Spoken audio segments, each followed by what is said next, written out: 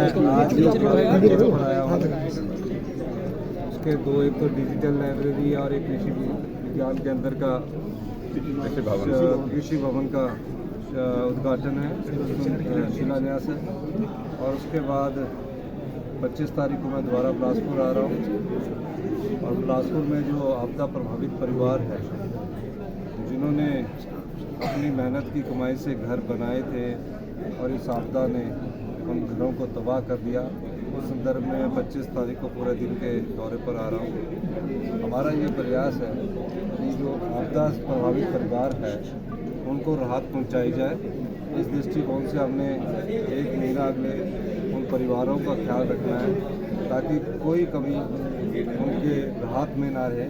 उसको मैं खुद व्यक्तिगत तौर से उसका खुद अवलोकन कर रहा हूँ। सर, आपदा राहत तो आप दे रहे हैं, लेकिन केंद्र से लगातार मांग की गई थी मदद की, क्या मदद मिल पाई सर? देखिए, एक बात बड़ी स्पष्ट है, कांग्रेस पार्टी ने विधानसभा में राष्ट्रीय आपदा और स्पेशल रिलीफ पैकेज घोषित करने के लिए एक प्रस्ताव लाया। प्रस्ताव का मतलब होता है कि अनुरोध करना होता है केंद्र सरकार से कि हम इस आपदा के समय दलगत राजनीति से ऊपर उठकर एकजुटता से हम हिमाचल की जनता के साथ खड़े हैं। भारतीय जनता पार्टी ने हिमाचल की जनता के साथ ना खड़ा होकर राजनीतिक रोटियां सेकी और प्रस्ताव का समर्थन नहीं किया। ना हमें राष्ट्रीय आपदा घोषित किया गया और ना ही कोई स्पेशल रिलीफ पैकेज की अब हमें आशा है। लेकिन जो हमने क्लेम किया है 12,000 करोड़, जो कि हमारा अधिकार बनता है, जिसका बजट में प्रोविज़न है, उस क्लेम की हम उम्मीद कर रहे हैं कि हमें जल्दी 12,000 करोड़ में से अगर हमें जल्दी ही क्लेम का जो उनकी नियमों के अनुसार होता है, यानी कि कहीं भी राज्य में आपदा आ जाए उसमें नुकसान का एक क्लेम का केंद्र सरकार का एक मैनुअल बना होता है, उसके अनुसार हमारा क्लेम जो बनता है वो हम चाह रहे हैं।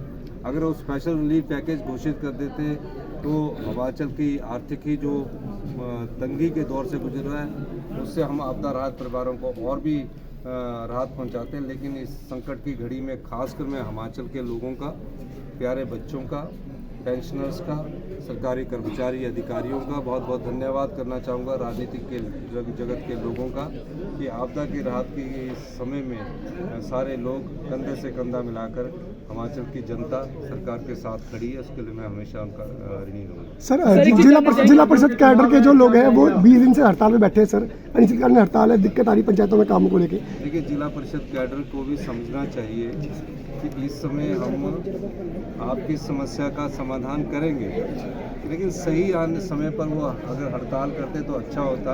अभी आपदा राहत की राशि बांटनी है, एक परिवार ने पाई जोड़कर अपना घर बनाया होता है। जब उसका आपदा में घर उजड़ जाए, आप बताइए, पार्शली डैमेज हो जाए तो उनके दिल में कितना दुख पहुंचता है। और जिनकी फसलें नष्ट हो जाती है किसान की, उन फसलों को हमने राहत पहुंचानी है। तो जिला परिषद कैडर का जो पहले स्टेट कैडर करना था, जो उसकी एक बेसिक रिक्वायरमेंट थी, उसको हमने पूरा कर दिया। और मैं चाहूँगा कि जिला परिषद के कैडर का ये समय नहीं है हड़ताल का, और आपकी मांग को हम गंभीरता से विचार कर रहे हैं। लेकिन ऐसे प्रेशराइज करोगे तो, क्योंकि सरकार को भी देखना है, 6th पे कमीशन, 7th पे कमीशन, वो सब चीज़ों का हम समाधान ढूंढ रहे हैं। अभी थोड़ा समय है उन्हें कि आप अगले कुछ समय बाद आप हमसे मिल सकते हैं। अभी उनको हड़ताल छोड़कर काम पर जाना चाहिए। सर, एक चीज़ जानना चाहेंगे, मंत्रिमंडल में बिलासपुर शामिल होगा सर? हाँ, बिलासपुर क्यों नहीं शामिल होगा? बिलासपुर बिल्कुल शामिल होगा मंत्रिमंडल में। ये किसने कहा कि बिलासपुर को नहीं देंगे? सर, सीट के दाव सर एक बार में 2 बार बढ़ गया है सर। अब इस बारे में मुझे आपने सर, अगले साल चुनाव होने जा रहे हैं सर, कांग्रेस कितनी तैयार है हिमाचल प्रदेश में सर? हिमाचल प्रदेश में सरकार भी तैयार है, कांग्रेस भी तैयार है। बहुत बहुत धन्यवाद। अमर उजाला अब आपके टीवी पर भी।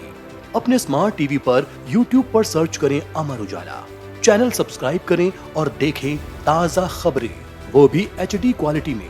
और हाँ, बेल आइकन दबाना ना भूलें ताकि हर खबर हो आपके घर। अमर उजाला, निष्पक्ष, निर्भीक, निरंतर।